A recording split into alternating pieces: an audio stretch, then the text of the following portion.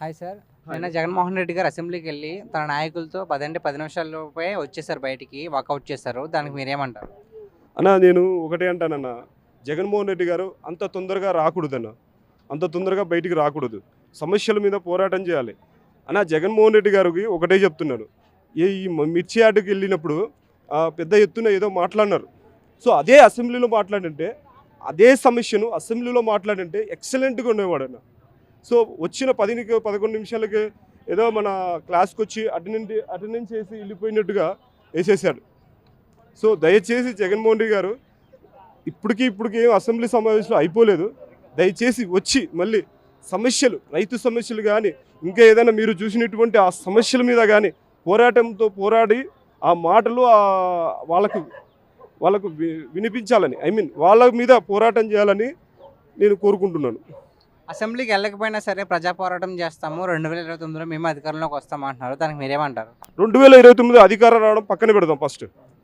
So అసెంబ్లీకి వెళ్ళకుండానే బయట సమస్యలు బయట నుంచే బహిరంగ సభలు పెట్టు, ఇంకొకటి పెట్టు, రైతు సమస్యలు పరిష్కరించుకోండి.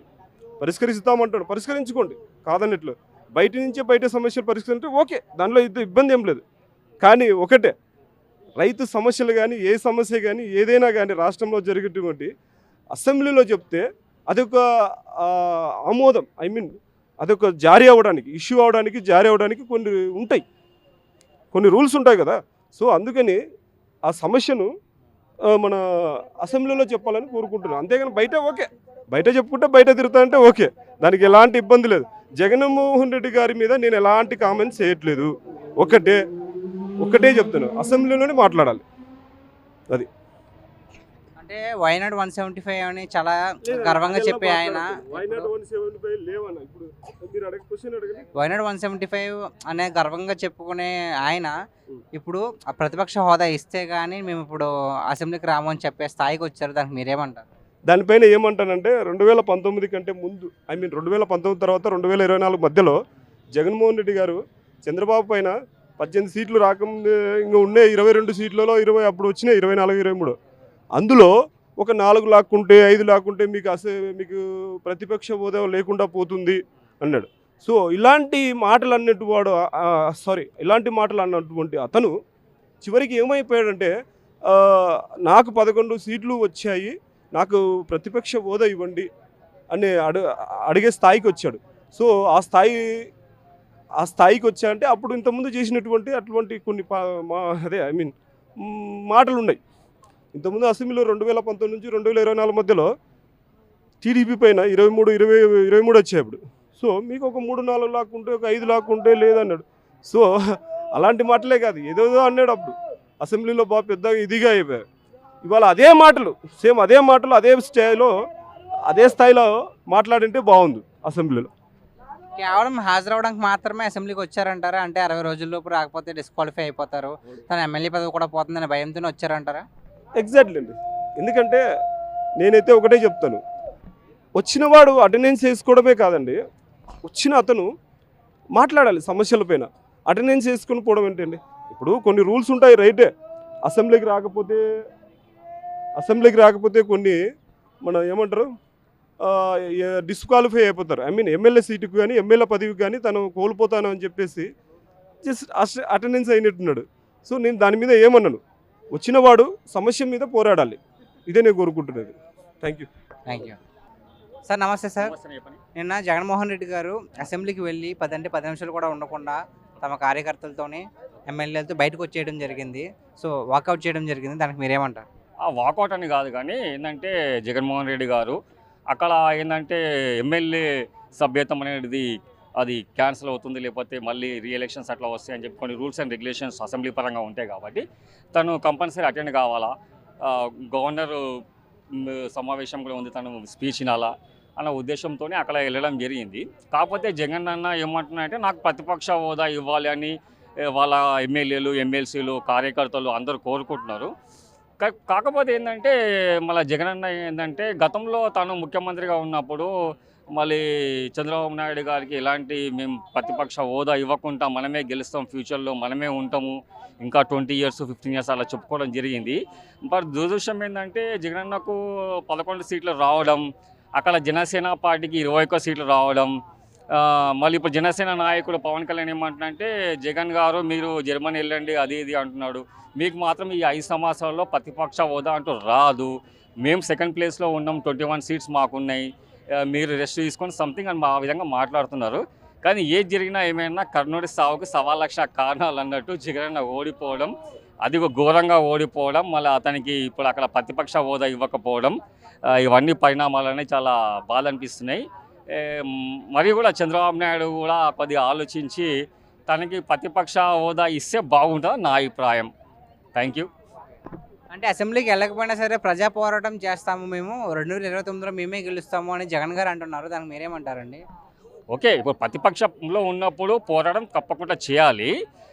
తను ప్రజా సమస్యల మీద పోరాటం చేస్తాడు, అట్లేం లేదు. బట్ ఏ నాయకుడైనా చేస్తాడు. ఇప్పుడు తెలంగాణలో కూడా కేటీఆర్, హరీష్ అన్న వీళ్ళు చేస్తున్నారు. అక్కడ మన జగనన్న, బోస సత్యనారాయణ గారు మిగిలిన నాయకులు కూడా చేస్తారు. ప్రజా సమస్య పోరాటం చేస్తారు, దానికేం లేదు.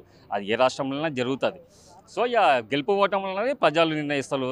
అంతమంది నిర్ణయం చేసేది ప్రజాదేవుళ్ళు. కేవలం అటెండెన్స్ కోసమే వెళ్ళారంటారండి జగన్ గారు? నేను ఏమంటున్నా అంటే అటెండెన్స్ కోసం కాదు, అక్కడ అసెంబ్లీలో కొన్ని రూల్స్ అండ్ రెగ్యులేషన్స్ ఉంటాయి. ఇన్ని రోజులు రాకపోతే వీళ్ళకు సభ్యత్వం క్యాన్సిల్ చేయడమో, లేకపోతే అక్కడ రీఎలక్షన్స్ ఏవో సంథింగ్ ఉంటాయి, కొన్ని రూల్స్ అండ్ రెగ్యులేషన్స్. దాని ప్రకారంగా జగన్ అసెంబ్లీకి పోవడం జరిగింది. అక్కడ అటెండెన్స్ ఇవ్వాలి కదా, సంతకం పెట్టాలి కదా. సో ఎవరికైనా ఉంటుంది, ఏ రాష్ట్రంలో అయినా ఈ రూల్స్ అండ్ రెగ్యులేషన్స్ ఉంటాయి. సో చాలామంది ఏమంటారంటే ఒక 60 days సంథింగ్ అటెండ్ కాకపోతే ఎమ్మెల్యే సభ్యత్వం అనేది క్యాన్సిల్ అవుతుంది అని చెప్పడము, తను అటెండ్ కావడం జరిగిందని అంటున్నారు చాలామంది రాజకీయ విశ్లేషకులు. ఒకప్పుడు వైనాట్ 175 అని చాలా గర్వంగా చెప్పే ఆయన ఇప్పుడు ప్రతిపక్ష హోదా ఇస్తేనే అసెంబ్లీకి వచ్చి అంత స్థాయికి వెళ్ళిపోయారు. మరి దానికి మీరేమంటారండి? నేను చెప్తున్నా కదన్నా, ఇప్పుడు జగన్ అన్న ప్రజలకు ఏం చేయాలో చేసిండు. కాకపోతే ఏంటంటే అక్కడ పబ్లిక్ ఏంటంటే ఒకటి అంటారు కదా, ఏదో ఒక్కరు పుల్ల పెడితే మొత్తం అంటకపోతుంది అంటారు కదా. అక్కడ ఏంటంటే ముఖ్యంగా ఆంధ్రప్రదేశ్లో ఉద్యోగాలు ఇవ్వలేదంట జగన్ అన్న. అందరికీ తైలాలు ఇచ్చేసినంట, 10,000, 20,000, 30,000 తైలాలు ఇచ్చేసినంట. ఆంధ్రప్రదేశ్ ప్రజలు ఏం చేసిరంటే, మా పిల్లలకు ఉద్యోగాలు రావు, ఈయన ఉంటే మనకి ఇట్లనే బిచ్చపొల్లాగా చేస్తాడు, మన పిల్లలు ఇంకా ఎప్పుడు ప్రయోజకులు కావాలా, మన పిల్లలకి ఉద్యోగాలు ఎప్పుడు వస్తాయి, బాబు అయితే ఉద్యోగాలు వస్తాయి, బాబు అయితే నేషనల్ లెవెల్ అయిన ఫండ్స్ తీసుకొస్తాడు, లేకపోతే ఇంకా అంతర్జాతీయ స్థాయిలో ప్రాజెక్ట్స్ చేస్తాడు, సంథింగ్ ఇవన్నీ వైరల్ అయినాయి అన్నమాట. అంటే జగన్ అన్న తను పేదలకు చేసిండు, ఎంతవరకు ఇవ్వాలో అంతవరకు చేసిండు.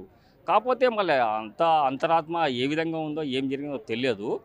బట్ ఏది జరిగినా నాకైతే చాలా ఇది ఎఫెక్ట్ అనేది చాలా ఘోరమైన ఎఫెక్ట్ ఇది.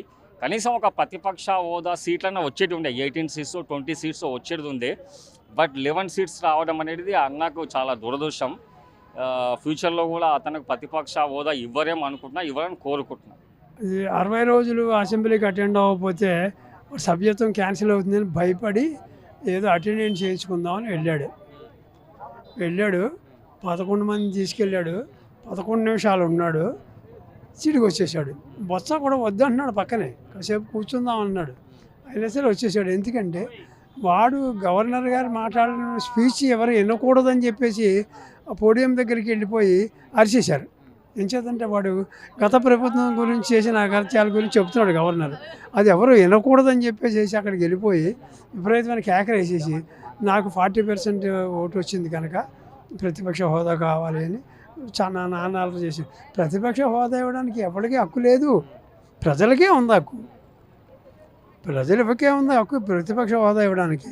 మీకు నాకు ఇప్పుడు చైర్మన్కి కానీ, ఇంకో ఎమ్మెల్యేలకు కానీ, చీఫ్ మినిస్టర్కి కానీ, ఉప ముఖ్యమంత్రికి ఎవరికి హక్కు లేదు. గవర్నమెంట్కి సెంట్రల్ గవర్నమెంట్ కూడా హక్కు లేదు. కోర్టుకి వెళ్తే కోర్టు కూడా చెప్పేసింది అది మాకు సంబంధం లేదు, సభాపతి చెప్పాల్సింది, అది స్పీకర్ చెప్పాలి, డిసైడ్ చేయవలసింది, అది అసెంబ్లీ విషయాలు మేము కలగజేసుకోమని చెప్పేసి కోర్టుకి వెళ్ళాడు కదా, వీడు ఫెయిల్ అయింది కదా. మరి ఎందుకంటే గీసేసేది ఏమన్నా అది తిరిగి వచ్చాడు. ఇప్పుడు ఏమైంది, ఇది బ్రేక్ పడింది దానికి. ఏమని ఇది వర్కింగ్ డే కాదు, ఇది అసెంబ్లీ మీటింగ్ లెక్క రాదు అంటే మరి ఇంకా 60 days అటెండెన్స్ అవ్వలేదని లెక్క వచ్చేస్తుంది కదా. అంటే మళ్ళీ ఈరోజు కూడా రాలేదు కదండి ఏంటి, జగన్ గారు ఈరోజు కూడా వెళ్ళలేదు అసెంబ్లీకి? వెళ్ళలేదు. ఫస్ట్లో అది ఊరికే అది వాడు వర్కింగ్ డే కాదని అనౌన్స్ చేస్తారు కదా. ఓన్లీ గవర్నర్ ప్రసాదం ఉభయ సభలు కలిపి ఒకే చోట ఉన్నాయి, ఉభయ సభలు ఒకే చోట ఉండకూడదు కదా. ఇద్దరు సభాపతులు వాళ్ళు స్పీకర్లు ఇద్దరు కూడా కూర్చున్నారు. ఏది ఉభయ సభలో లేదు. మధ్యలో ఈయన కూర్చున్నాడు గవర్నర్ గారు. ఆయన స్పీచ్ కోసం పెట్టిన మీటింగ్ అది. ఇదేండి అంచేత అది లెక్కలో ఒక రాదు వీడు అటెండెన్స్ అయినట్టు. అది గొడవ. ఇప్పుడు అది మళ్ళీ బ్రేకే ఆడికి, సస్పెన్సే మళ్ళీ ఆడికి.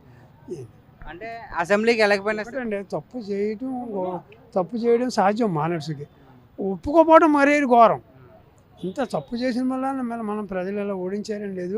ఈవేళ సత్యనారాయణలో ఏకేశాడు లోకేష్ ఏమని మీరు ఏంటి మాట్లాడుతున్నారు? ఏం చేశారు చెప్పండి? ఒక రాజధాని పెట్టారా? పార్టీ ఫండ్స్ తెచ్చారా సెంటర్ నుంచి? లేదు. తర్వాత అదే ఒక పోలవరం ప్రాజెక్ట్ పెట్టారా? రైల్వే జోన్ తెచ్చారా? ఏమీ లేదు కదా. ఇంత ఎగిరి పడతారు ఎందుకని చెప్పి లోకేష్ స్వచ్ఛంగా కడిగేశాడు. ఇవాళ చూశారు లేదా మీరు 3 గంటలకి ఏమని బొత్స సత్యనారాయణ మాట్లాడుతున్నాడు ఏదో మామూలు ఏదో దిగువ సభలో రాజ్యసభలో మాట్లాడితే చెప్పుకొచ్చాడు. ఇలా అడిగితే మాట్లాడలేకపోయాడు. ఏమన్నా అసలు ఏమి చేయలేదని అంటే ఇప్పుడు ఏమనేది నేను సరిగ్గా చేయలేకపోయిన పరిపాలన, ఇక నుంచి నేను జాగ్రత్తగా చూస్తాను ప్రజల మిర్చి ఆటికి వెళ్ళాడు. ఏమైనా చేశాడా ప్రజలకి? అంటే మిర్చి ఆటికి వెళ్ళి అక్కడ మాట్లాడే బదులు అసెంబ్లీలోకి వెళ్ళి మాట్లాడచ్చు కదండి. అదే అంటున్నారు. మిర్చి ఆటికి వెళ్ళి మాట్లాడింది ఏమన్నా? రైతుల గురించి మాట్లాడలేడు. రైతుల గురించి మాట్లాడలేదు. నాకు పొలిటికల్ ప్రొఫెషన్ ఇవ్వలేదు. నన్ను గుర్తించలేదు ప్రజలు. ఏది తాలూకా 1000, 15,000, 2,000, 5,000 ఇచ్చి జనాన్ని దూరుకొచ్చాడు. ఎవడున్నాడండి? ఎవడొచ్చాడు? ఎవడో రాలేదు. అంబటి రాంబాబు కానీ నానిగాడు కానీ వాళ్ళు కానీ ఎవరు రాలేదు. ఒక్కడే వచ్చాడు. బొత్తవాడు ఒక్కడే వచ్చాడు. ఎందుకు రాలేదు? వాళ్ళందరూ ఒకళ్ళు తప్పుకున్నారు సన్నంగా. మొత్తం నాశనానికే ఇదంతా. వాడి పార్టీ ఏం మిగలదు ఆఖరికి. నెక్స్ట్ నేనే వస్తాను, నేనే వచ్చేస్తాను, నేనే పరిపాలించాను. వాడు ఎవడో సన్యాసికి ఎకరాలు ఇచ్చేసాడు. ఎకరాలు ఇచ్చాడు. మరి తిరిగి తీసుకున్నారు కదా. ఏం ప్రయోజనం అండి? చేతగాని పనులన్నీ చేసి 5,000 కోట్లు రుషికొండకి తగలేశాడు. ఏం పోసినట్టు? ఒక బాత్రూమ్ కమ్మోటికి 30 లక్షలు అట్టు. అంటే 30 మందికి బీదవాళ్ళకి ఇల్లు కట్టచ్చు. మరి అదే అంటున్నారు అందరూ. 500 కోట్లు అలా బుడిదలో పోసిన పన్నీరు అయిపోయింది కదా. ఇటు ఎలా అండి?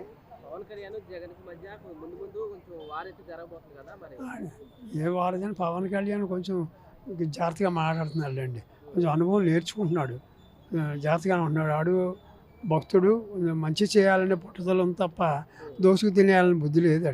వీడు ఇసుక అమ్ముకోవడం అండి. నాకు అర్థం కాలేదు. ఇసుక సహజంగా ఏమైనా డబ్బులు ఖర్చు పెడుతున్నా? సహజంగా పుట్టింది భూమి ఇది. ఇసుక ఎవడన్నా పంట పండిందాడా? డబ్బులు ఖర్చు పెడుతున్నారు? ఏం లేదు. ఫ్రీగా ఇవ్వాలి అసలు ప్రజలకి. అటువంటిది అమ్ముకుని బ్లాక్ చేసుకుని కోట్లు సంపాదించారు కదా నాడు పరిపాలన. ఇప్పుడు తప్పు కదా అది. మీరు ఎన్నో తప్పులు చేసి కూడా రిపెండెన్స్ రావట్లేదు. తప్పు చేయడం అనేది మానవుడు సహజం. అది ప్రతిపక్షం ఎలా ఇస్తారంటే నాకు అర్థం కాలేదా? వాడు ఏమన్నాడు? సరే చంద్రబాబు ఉన్నప్పుడు నీకు 18 మంది ఉన్నారు, నేను అందరూ 4 లాగేసుకుంటే నీకు ఆ ప్రతిపక్షం కూడా ఉండదు. 18 మందికి తక్కువ ఉంటే ప్రతిపక్షం ఉండదు అని చెప్పేసి వాడే కానీ ఆ నోటితోటే అన్నాడు కదా. మరి అది 104 తాటి పెట్టండి. అది తప్పు కదా అలా ఆడన్న మాటలే కదా.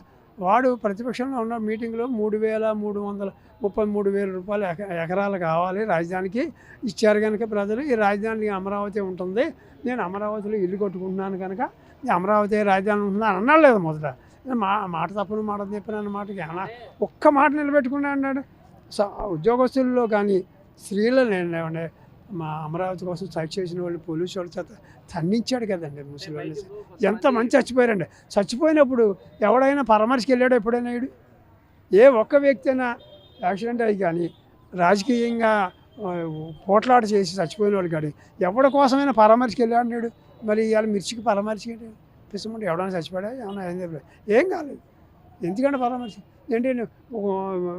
2,000, 3,000 ఇచ్చి జనాన్ని తోలుకొచ్చి నాకు ఇంత సపోర్ట్ ఉంది, ఇంకా జనం ఉన్నారని బలం చూపించుకోవడానికి మిర్చి ఆటకు వచ్చినట్టు. కానీ ఎందుకు వచ్చినట్టు నాకు అర్థం కాలేదు. అంటే ప్రతిపక్ష హోదా ఇస్తే కానీ మేము అసెంబ్లీకి వెళ్ళామంటున్నారు. ప్రతిపక్ష హోదా ఎవరు ఇవ్వాలి? ప్రతిపక్షం ప్రజలు ఇవ్వాలి. ప్రజలు అన్ని నెగ్గించి వాడికి 20 సీట్లు 30 సీట్లు ఇచ్చి ప్రజలు అప్పుడు ప్రతిపక్షం చేయాలి. ప్రజ ఇవ్వాలి. ఎవడిస్తాడండి? మీరు నేను ఇస్తే సరిపోతుంది.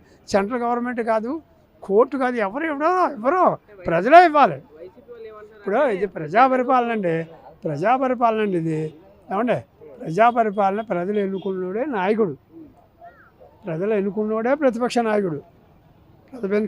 ప్రజలు ఎన్నుకోవాలి. ఏది కనీసం 20 సీట్లు వస్తే ఆడికి ప్రతిపక్షం వచ్చును. ప్రజలు ఎన్నుకోలేదు కదా, మరి ప్రజలు తప్పది. అది ఆడేవాడు. అది స్పీకర్ ఏం చేస్తాడు, చీఫ్ మినిస్టర్ ఏం చేస్తాడు? పవన్ కళ్యాణ్ చంద్రబాబు గారు లేదండి, ఎక్కడన్నా ఉందా రూల్? అది రూల్ ఉందా? ఢిల్లీలో 3 సీట్లు వచ్చినా సరే బీజేపీ ప్రతిపక్ష హోదా ఇవ్వలేదా? ఢిల్లీలో 8 సీట్లు వచ్చిన వాళ్ళు ప్రతిపక్ష హోదా ఇవ్వలేదా? ఢిల్లీలో ఇచ్చారు కదా. చంద్రబాబు నాయుడు ఇట్లా అని ఇవ్వాలనుకుంటే ఇవ్వచ్చు.